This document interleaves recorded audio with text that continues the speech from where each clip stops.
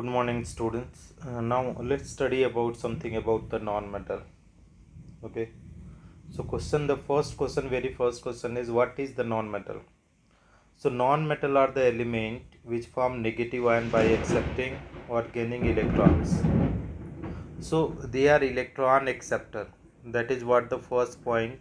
That is, they are the electron acceptor or the non-metal. Non-metals usually have 4, 5, 6 or the 7 electrons in their outermost shell.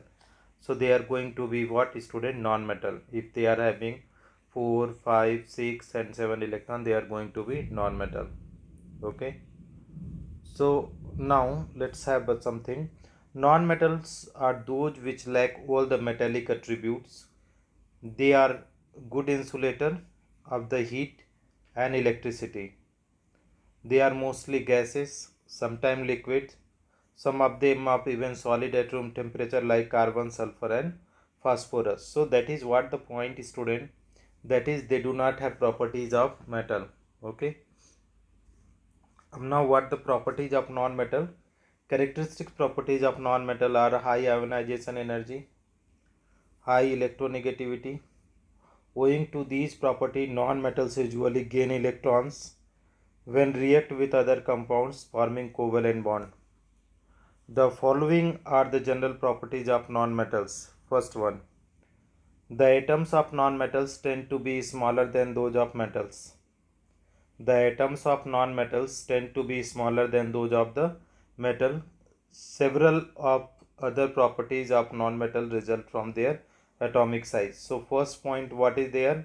They have a smaller size than the metal. Non-metals have high electronegativity. This means that the atoms of non-metal have a strong tendency to attract more electrons than what they would normally have. So they try to attract the electron from outside. Non-metals have high electronegativity. This means that the atoms of non-metal have a strong tendency to hold on to the electrons that already have. In contrast, metal rather easily give up one or more electrons to non-metals. Metal therefore easily form positively charged ion, and metals readily conduct the electricity. So this is what is the point, that they are the non-metals are high electronegativity. This means that the atoms of non-metal have a strong tendency to hold or to hold on to the electron that already have. In contrast, means rather easily give up, give up one or more electron to non-metals. Metal therefore easily form positive charge ion, and metal readily conduct electricity. But in case of non-metal, they are not going to lose the electron. That is why they are the insulator. Now go for the physical properties of non-metal. Under the normal condition of temperature and pressure, some non-metals are found as gases, some found as liquid, and one is found as one is found as liquid, that is bromine. In contrast, except mercury, all metals are solid at room temperature. The fact that so many non-metals exist in liquid or gases means that non-metals generally have relatively low melting and boiling point under the normal atmospheric condition. In their solid state, non-metals tend to be brittle, therefore they lack the malleability, ductility exhibited by metal.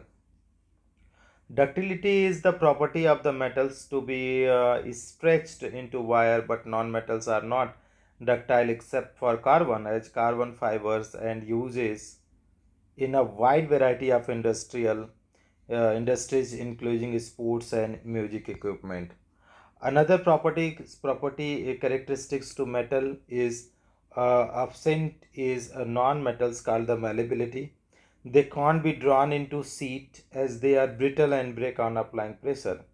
Non-metal exhibit very low electrical conductivity. The low or the existent electrical conductivity is the most important property that distinguishes non-metal from metal. They are not sonorous and do not produce a deep ringing sound when they are hit with another material. They are also bad conductor of heat and electricity except the graphite.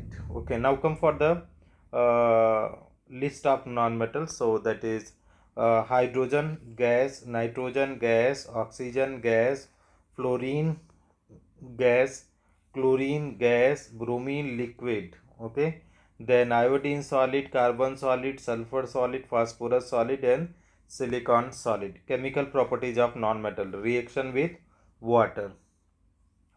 A non-metal does not react with water, but it is usually very reactive in air, which is why some of them are stored in water. For example, one of the highly reactive non-metal is phosphorus, and it catches fire when exposed to air. That is why it's stored in water to prevent its contact with atmospheric oxygen. Now, next one, reaction with acid.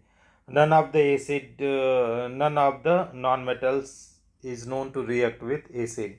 Reaction with bases. The reaction between non-metal and bases is very complex one. The reaction of chlorine with base like sodium hydroxide gives product like sodium hypochlorite, sodium chloride as well as water. Reaction with oxygen. Oxides of non-metals are formed when it reacts with oxygen. The oxides of non-metal are acidic or neutral in nature. When sulfur reacts with oxygen, we get sulfur dioxide. Okay. When sulfur dioxide reacts with water, it forms sulfurous acid. Reaction with metal. Non-metal reacts with metal, generally forming ionic compound Na plus Cl minus, that is NaCl. So this is all the point which I explained to you, okay, with the slides. So you can read out this one, student. Thank you so much for watching.